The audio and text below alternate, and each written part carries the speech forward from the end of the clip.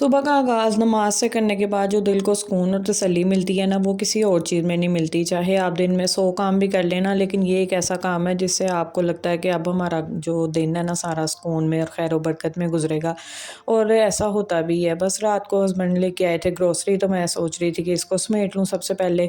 तो मैंने सबसे पहले इसको सारी चीज़ों को निकाला, फिर मैंने वापस इसी में डाल दिया। मैंने कहा किचन में जाके ना एक ही दफ़ा इसको निकाल लूँगी, अभी उठाऊँगी ना तो लेके जाना मुश्किल हो जाएगा।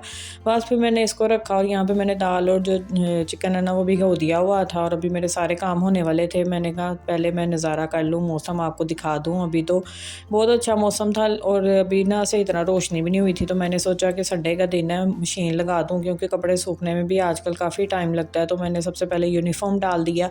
बेटी का यूनिफ़ॉर्म डाल के मैंने दोनों रख दिए थे। मैंने कहा जितनी देर में ये होगा उतनी देर में मैं आराम से किचन के सारे काम कर लूँगी।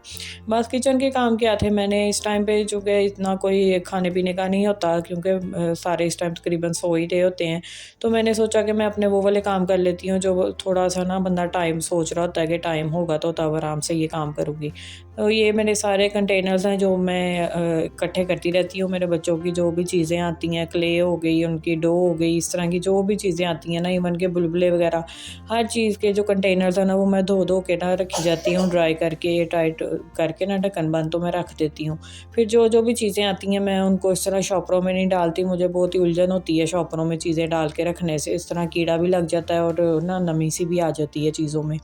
एयर टाइट कंटेनर्स जो हैं बहुत अच्छे रह जाते हैं। एक तो चीज़ का पता होता है, सामने होती है कि कौन-कौन सी चीज़ है, कितनी है, और दूसरा इनमें ना नमी वगैरह भी नहीं लगती और बहुत अच्छे से ये ना रहते हैं। और अगर आपको लगता है कि कोई चीज़ आपकी बहुत ही कम यूज़ होती है, बहुत देर उसमें कंटेनर में पड़ी रहती है, कीड़ा वगैरह लगने का खतरा होता है, तो आप उसको फ्रिज या फ्रीज़र में रख लिया करें। उससे तो आप चाहे पूरे साल ही इसको ना फ्रीज़र में रख लें, कोई भी चीज़ ख़राब नहीं होती है। और जो ईस्ट वगैरह होती है, इस तरह की चीज़ें जिनकी एक्सपायरी होती है या वो बाद में काम नहीं सही से करती हैं, उनको आप फ्रीज़र में रख लें तो वो भी जब तक मर्ज़ी आप यूज़ कर सकते हैं, वो बिल्कुल एक्टिव रहती हैं। बस ये सारा काम मैंने करके सारे जो शॉपर और रैपर थे वो सारे उठा दिए थे, यहाँ से मैंने सफाई भी कर ली थी। बस ये मैं आपको दिखा रही थी कि मैं कोई भी महंगे-महंगे एयरटाइट जार नहीं लेती, मैं इन चीज़ों से गुज़ारा करती हूँ और बहुत अच्छा हो जाता है। यहाँ पे मैंने शामियाँ भी चढ़ा दी थी, साथ में यखनी भी रख दी थी सूप के लिए, क्योंकि बच्चे मेरे बहुत शौक से पीते हैं और वो किसी टाइम भी कहते हैं सूप बना दें, तो मैं फिर इस तरह यखनी जब टाइम होता है ना तो बना के रख लेती हूँ फ्रिज में। वो फिर जब कहते हैं उसी टाइम मैं फिर ना इनको सूप बना देती हूँ 5 मिनट में।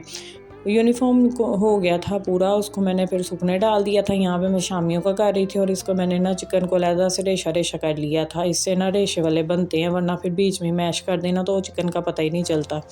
साथ मैंने अपने लिए सैंडविचेस बना लिए थे। ये था मेरी आज की रूटीन। अल्लाह हाफ़िज़।